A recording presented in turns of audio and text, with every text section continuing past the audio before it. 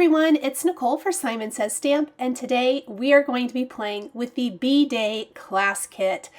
We're going to be creating 2 cards and a tag using components from the kit only. Only basic supplies from my craft stash have been used. We're going to start by creating the background of our first card. I'm going to be using the Honeycomb stencil as well as the Zest ink and blending brush included in the kit. We're going to take our lemon cardstock and trim it to 4 by 5 1/4. Setting aside the rest of the cardstock for use on our other projects. Then we're going to take the wonderful Honeycomb stencil and centering it right over the cardstock. I'm going to place it here, use some magnets to help hold this down. Then we're going to grab our Zest ink blending cube and our new blending brush, and we are going to add the color to the lemon cardstock. I love how the Zest ink really warms up the background of this cardstock, and it gives you this beautiful tone-on-tone depth and dimension. I'm going to start with a fairly light hand and work my way around building that color. You'll notice that I'm not doing a perfect all over stenciled look. I want it to fade out in some of the areas and be a little less perfect, especially around the edges and maybe the corners. Once we're done, I decided it was a little too perfect, so I'm going to take some of the Daniel Smith watercolor included in the kit as well as the water brush pen that I've loaded up with some water, and we are going to pick up a bit of that watercolor and add some spatter all over this background. This is going to make the background just a little grungy, a little less perfect, and I love how this looks. There is how it looks once it's dry. Next, I want to plan out my card, and how I like to do this is I like to take my components, lay them all out, and then from there, that's where I like to start my stamping. We're going to start our stamping with the sentiments first. I decided from the B-Day stamp set, the Happy B-Day stamp set, we're actually going to use a bunch of the sentiments from this set, and we're going to combine one of them with the sweet die also included in the kit. And to do this, I do have to mask off parts of my greeting, either to make the sentiment work or to make the sentiment fit. I'm going to have my sentiments kind of going throughout the card, interspersed with our adorable little bees from the Happy B-Day set. I'm using the black soot archival ink included in the kit for my stamping. If I find that my stamping wasn't perfect, I love that using the Misty, I'm able to re-ink everything until I get this really bold black greeting. Keep in mind, this was the first time I had stamped these images, and so often that first time they may not stamp quite as perfect, but now that they've been stamped, they're going to work a lot better.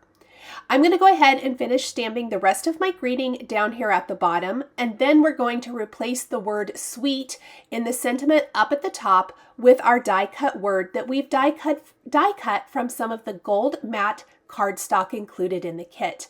I love cards like this where our sentiments kind of flow through the design. This is an element that I love a lot, and you're actually going to see this on my next card as well. So now that we have our sentiments stamped, we are going to take our adorable images from the Happy B-Day set, and we're going to stamp them on some of the watercolor cardstock included in the kit. I did decide that I thought the word sweet needed to be popped up just a little bit, so from some of the rest of that lemon cardstock, I die cut 2 more words. We're going to glue those together, and then we're going to top it with the gold die cut word. I find that the gold matte cardstock, you know, the beautiful mirrored cardstock, sometimes is a little thinner than our other traditional cardstocks, and to give it a little more stability, a little bit more oomph, if you will, to make it more prominent, I often like to just add some additional layers. And I found in this case, just a couple work really well. I'm using my stamps as guides, so I know exactly where that needs to go. And then we're just going to pop that in place. Now, I am not a watercolorist at all, you guys. I really am not. But I think this shows that anyone can color with the watercolors in this kit. So if you picked up this kit, I want to encourage you to try watercoloring. You'll notice I am not perfect at this at all, but the finished result is absolutely darling, and it has inspired me to maybe give this a try more often. I'm combining a couple of colors, and if I don't love it, I just kind of blend it out with a little additional. I'm going to let that dry a bit before I go back with my yellow, my darker yellow, and kind of help get rid of a little bit of that muddy brown.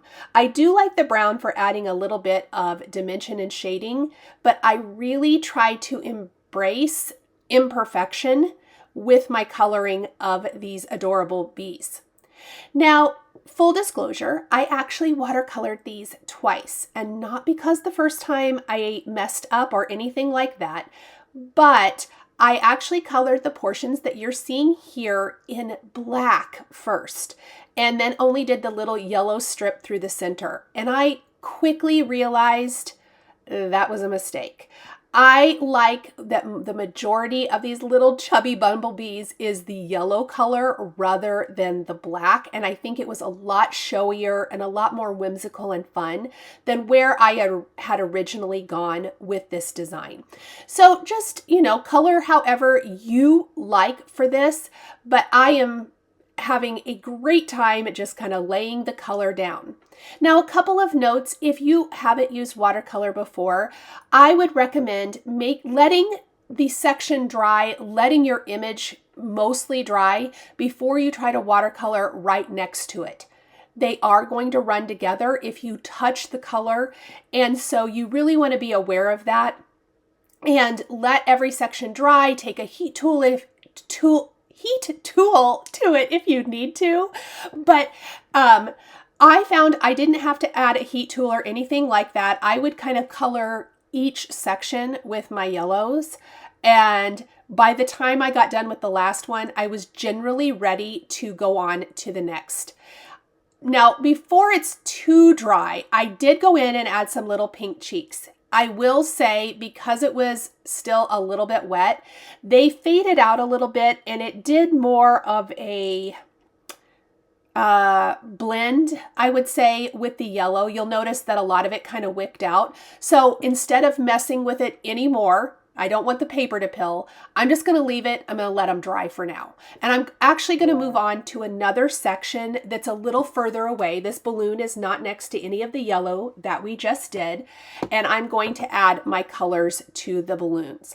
I decided to stick mostly with reds, blues, and kind of the aqua or teal color for the accents in addition to my yellows and blacks. And now I'm going to move on to another section. So you can see I'm using a red, and I've moved on clear far away from anything that I've already done. The less water you use, the darker the color is going to be. The more water you use, the more watered down it's going to be. With a water brush pen, it does tend to, it can flow out pretty well. And you may want to just dip your water brush pen in water if you feel like you can't control it. But full disclosure again, I actually put water in my pen and just went for it. And I loved the results. You can always go back over if you need to a little bit. And now you're going to see my yellow has dried. I am actually taking my red, and I'm being a lot more aggressive with adding my pink red cheeks to my bumblebees. I was afraid it was going to be really harsh and dark, but honestly, as it dried, it looked amazing. So I love that little whimsical feel. These are chubby little whimsical bumblebees, and so I thought it was a cute little touch. Okay, my blue has dried, so I'm going to go in with my teal, and again, same thing. I'm just going to find my teal areas and start adding in that wherever I can. Now, for the black on my bumblebees, I actually chose to do a combo of a brown and black. And the beauty of this, I really think that gave wonderful dimension to the bumblebees, that little bit of a brown undertone and then the black on top. I really like that. And it's going to allow the little hands and feet of our bumblebee to really pop when I go back in just with the black watercolor and add that in. Now that's going to be the last thing I do. I think it was the last thing I did because I want everything to be very good and dry before I add that detail in so that the black does not run into any other section. Now my wings on the bees, I do think I added really, really light yellow to them. However, I don't think it really shows up in the final card, really. I used really watered down yellows. So I probably could have been a little more aggressive with that, but it's completely, you know, whatever is it's up to you, basically. Okay, a little bit of a red balloon. Red, I always try to be careful with. So again, I made sure my other two balloons were dry. Here's that little light yellow where I'm just using the watered down yellow, but when it dried, it really faded a lot. They're coming to life. How cute are these, you guys? We're going to use a little bit of this blue. And the beauty of working on any kind of a glass mat is it can become your palette. I just left mine here, and you can reactivate anything that dries out a little bit with a little bit of water, which is lovely. And with these teeny tiny small amounts of the Daniel Smith watercolor, as you can see, they reactivate with a touch of the water so beautifully. And you have lots of color left for other projects beyond what you're doing just with the cards. So maybe you're making several cards, you will have plenty. Okay, here is the black for the little feet and the hands. See how it really shows up great? Looks like I haven't done the package or the ribbon wrapped around the blue package, which is really thin. Now, the great thing is, oh, see how that black ran because I touched it? I'm just gonna pick it up with the tip of my brush and kind of move it away. I'm kind of glad that happened so you can see exactly what to do if this would happen for you. Trying to add a little bit of orange, but I did not like that either, so I'm just gonna blend that out in the face. Lots of little missteps, if you will, with this. And I think that that is great to show you from someone who doesn't watercolor regularly, that it still can be achieved pretty easily. Okay, the little hand dried, so I felt comfortable going back in. You can see that I've already lined up a couple of the coordinating dies with the images that are already all colored. They are dry, and I definitely do not want to run this through my die cut machine until everything is completely dry. Full disclosure, I actually walked away from this project for like an hour, maybe longer. I had to run an errand. So I came back, lined up the other two dies, and then ran it through the die cut machine. It wouldn't have taken quite that long to dry, but again, I was able to walk away from it, and that ensured everything was safe. Now, yes, I forgot to color the top of that other little party hat, but I did add a little red ball on top of it. Included in the kit are my favorite Simon Says Stamp foam adhesive squares. I am going to add those to the back of all of my images and pop them up. I love how they pop against the beautiful honeycomb stenciled and spattered background. And you'll notice that we're just lining everything up to go with our sentiments. So kind of gives us, it breaks our card into thirds, if you will. So we have the top section with sentiments, die cut greeting, and our little bee with the balloons. We have our next little bumblebee image with the happy birthday honey. And then we finally have our two images with happy birthday. Now, to fill in all of the rest of those little areas, but not overwhelm the design, we're going to take some of the duckling sequins included in the kit, little dabs of glue, and we're going to pick them up with our embellishment wand and scatter those throughout. They add the perfect finishing touch as well as a little bit of sparkle. I do love to finish any critter images with a black jelly roll pen for the eyes. I always feel that it really makes them pop. We also want to take a white pen and maybe add some little highlight detail. That's another thing I love to do. And because these images are all the way dry now, we can definitely go in and add some fun little highlights, little white dots for the cheeks and things. And I think that's going to finish this off adorable. We're going to adhere this to a white top fold card base from Simon Says Stamp. I love the pre-cut and scored card bases. They are the card bases I use all of the time. And here is my black jelly roll pen for the detail for the eyes. I'm just going to scribble it off on a scrap piece of paper first. In fact, I had to go over these a couple of times. My black pen was not wanting to participate very well today, so I'm going to let that dry and then I'll come back. Here is my little white pen detail, and I always love this little finishing touch. Just the littlest bit of white pen detail adds so much to your finished card. And this card was completely created with components from the kit. How incredible is that? So much fun. I absolutely love all of these adorable little bee-themed products. Okay, for our second card today, we're actually going to feature the second stamp, die, and stencil combo included in the Bee Day kit, which is called Thanks Always. And this is a wonderful set that if you love colored images, but maybe you don't actually want to color them, this is a great option if you want to pick up the coloring stencil. And I am going to use that for you here in the video. I'm inking up my image with the black soot ink first and stamping it on some of the Neenah cardstock included in the kit. I decided not to use the watercolor cardstock for this since I'm not watercoloring, and I think that the smooth ink is going to give me a better result. Now, this is a big image. I do highly recommend using some sort of stamp positioner tool like the Misty to stamp your image here so you can make sure and get a nice crisp stamped image all the way across. There's lots of ways to color this. You, of course, could use the Daniel Smith watercolors included in the kit. You could use your alcohol ink markers, colored pencils, whatever you like. I am going to start stenciling with the stencils.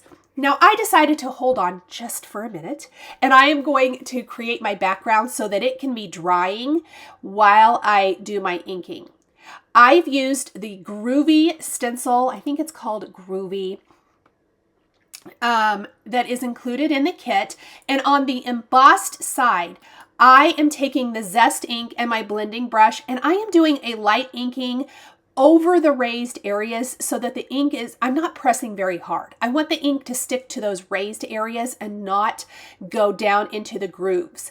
Alternatively, you could flip this over, take your ink pad to the cardstock and brush it across the flat areas, and all of the debossed areas are going to maintain that original lemon color of cardstock.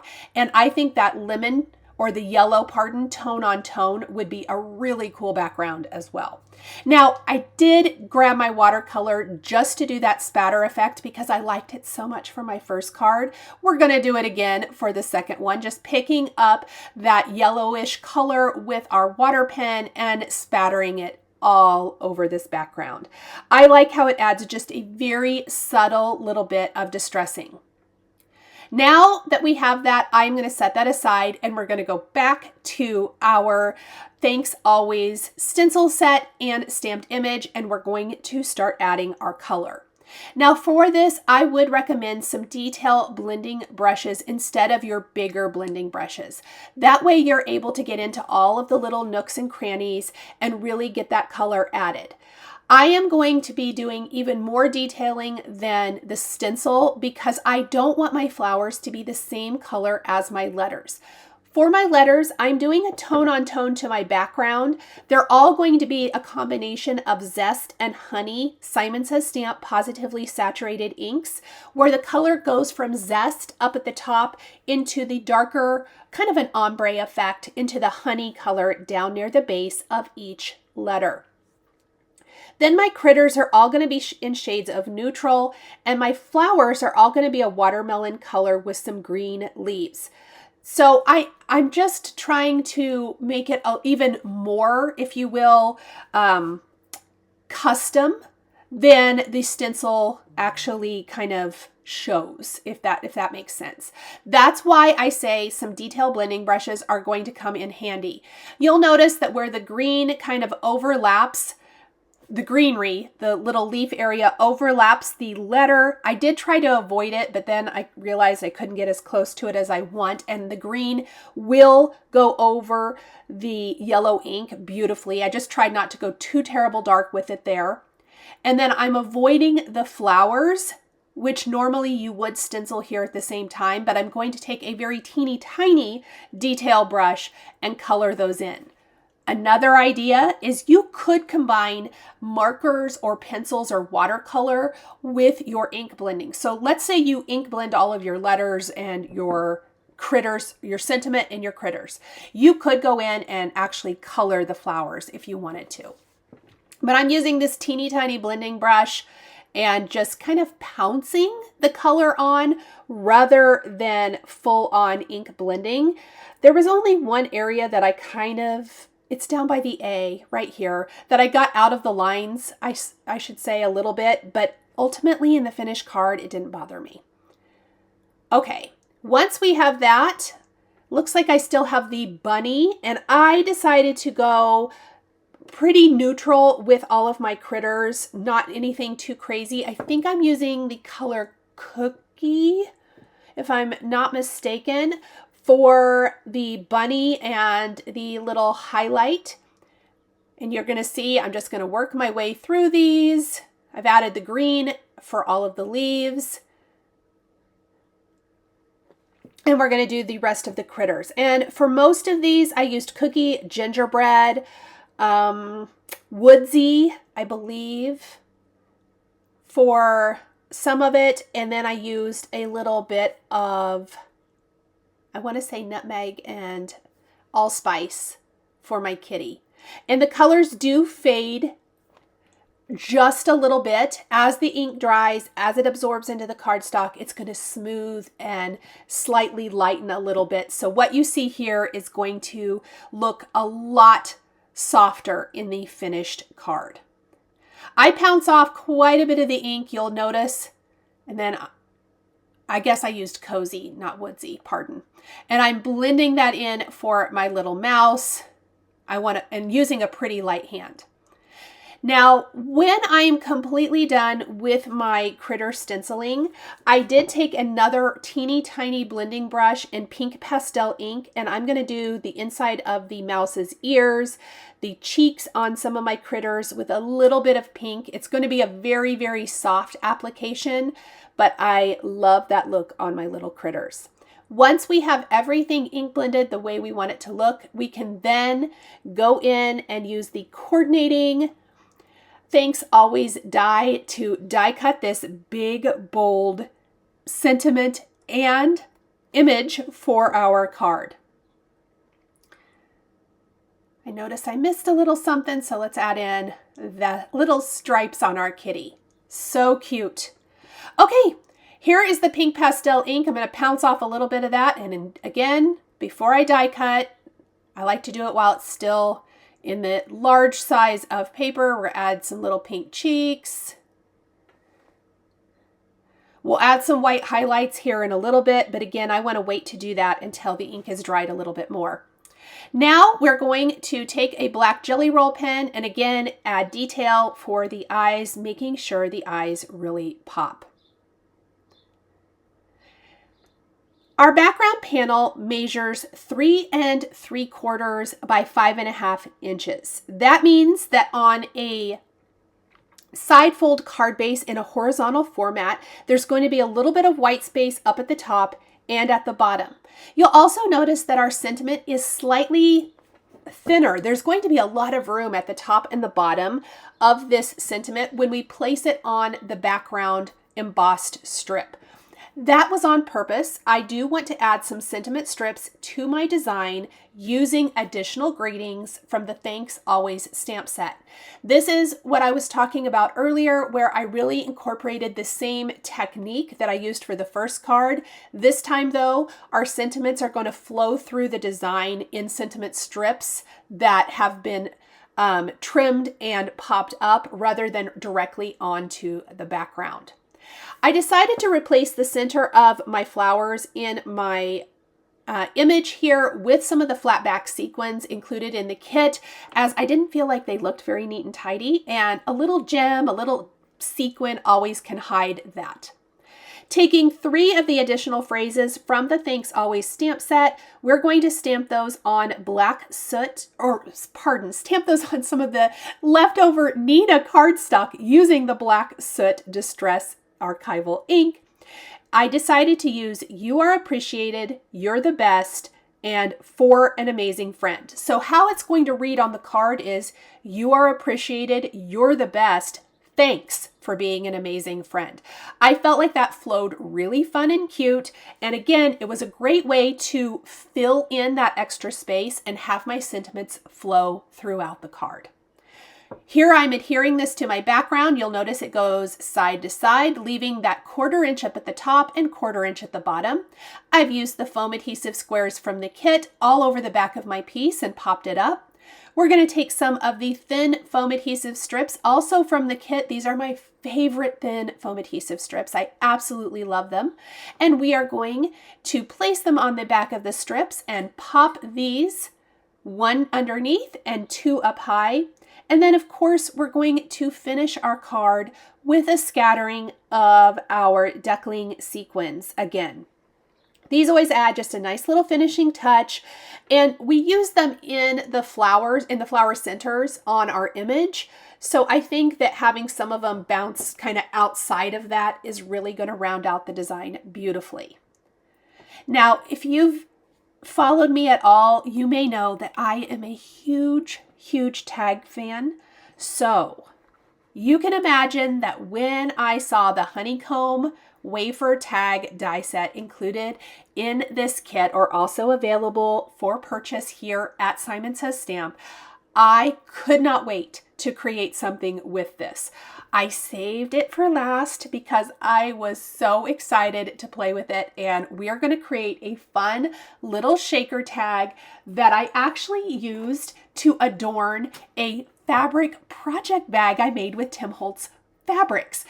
You can also put it on a gift package. You can, use it on a card itself as a shaker tag. You can use it in all kinds of things. So for this, I have die cut the scallop honeycomb hexagon here for the background, and I am going to take my honeycomb stencil again and the zest ink, and we are going to do a light stenciling for the background panel.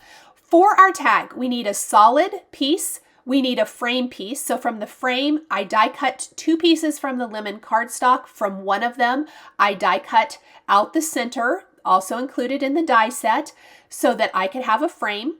I've also taken the acetate panel included in the kit. It's a nice thin acetate. It die cuts beautifully. And I have die cut a solid honeycomb. That's going to be the window to our shaker.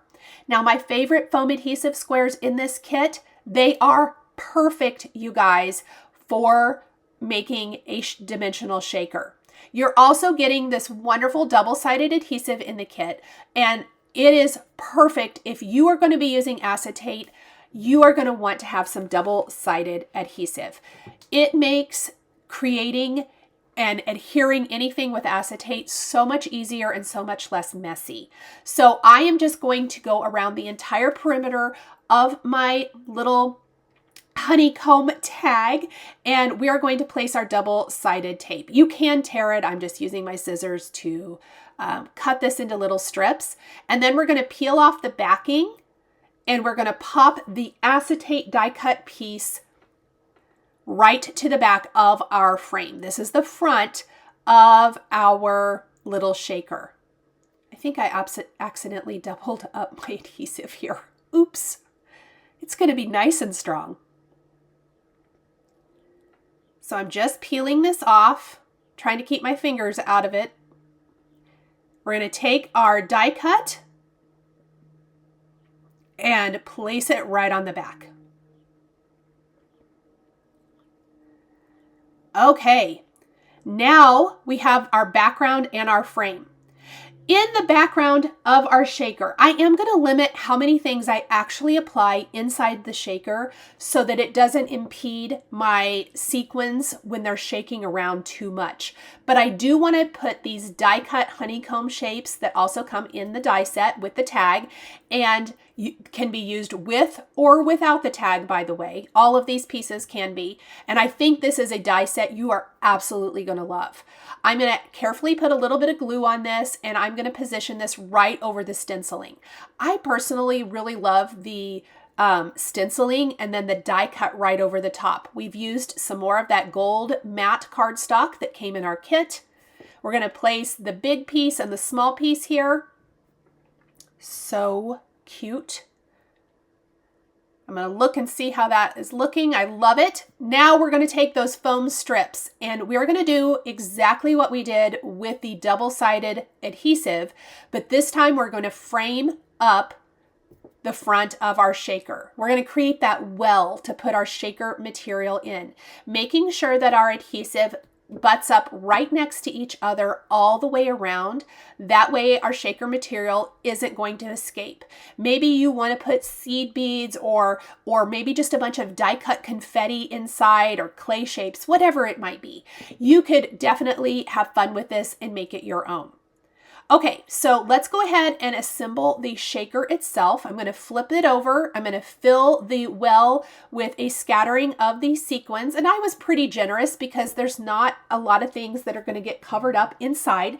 The rest of the creation is going to be on the outside of our shaker. We're going to peel the backing paper off all the way around. And I'm trying to keep my fingers out of the adhesive as much as possible without disrupting it. And then we're simply going to line up the backer and take it right to the front and press really nice and firm all the way around and then shake it up.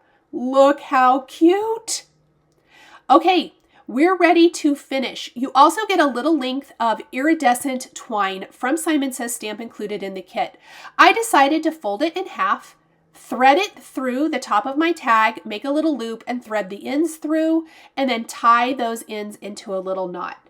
You could also tie it to the top and tie a little bow. You could string it through the top and tie a knot, whatever works for you. But I love this little fun iridescent addition. I've die cut another one of the sweet dies from the gold matte cardstock included in the kit.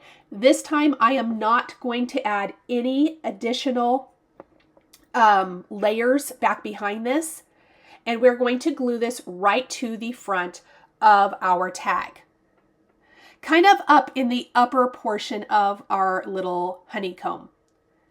Then we're going to take a bumblebee. I did use a scrap of black cardstock from my stash. I think this might even be some brushed black cardstock from Spellbinders. And I'm going to glue the bumblebee down. I used a scrap of crimson Simon Says Stamp cardstock for the little heart. Leftover Neenah cardstock from our kit for the little flowers. And we're going to layer some of them. One here at the end of the word sweet. We have some little leaves. I used a scrap of green cardstock laying on my desk for this. You could also color your leaves with some of the Daniel Smith watercolor or die cut them from white and watercolor them if you wanted to, or watercolor and then die cut. And I'm going to double up. There's a couple sizes of flowers. You guys, you're going to use these all the time. They're so cute. I did use the gold matte cardstock to die cut the flower centers. They are super teeny tiny. I highly, highly recommend an embellishment wand for this step. But these little flowers add such a soft appeal to this card. And then I really thought I'd leave the black bumblebee as an outline like you see here. And I wanted you to see this so you can see the bumblebee like this, and then you'll see the bumblebee filled in. What I did, I had kept the black die cut inside pieces from the outline of the bumblebee, but I die cut it again from a scrap of the lemon cardstock in the kit, and then a scrap of my favorite Simon Says Stamp Ice Vellum.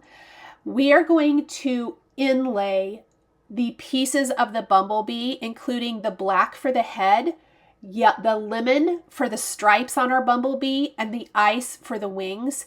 And you guys, it makes a world of difference, and I think it just elevates this bee tag so much. So I'm going to very carefully pop out all these little yellow pieces from my yellow die cut, and then we're going to inlay them in. You can see I was a little hesitant because I knew if I did it, I had to commit.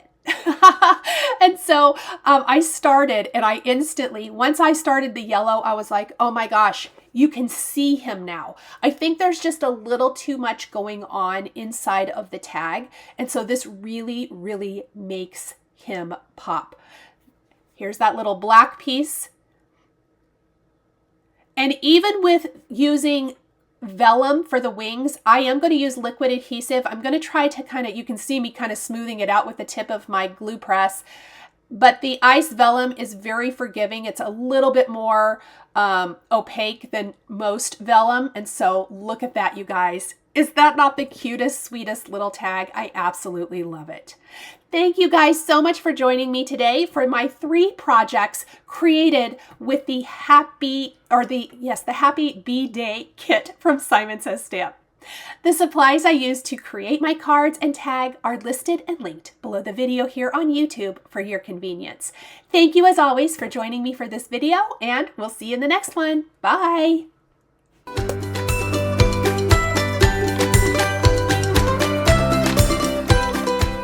Hi there, I'm Heidi, Simon's mama and founder at simonsaysstamp.com. Thank you so much for watching our video. If you like what you just saw, be sure to press the thumbs up and subscribe to see more great content.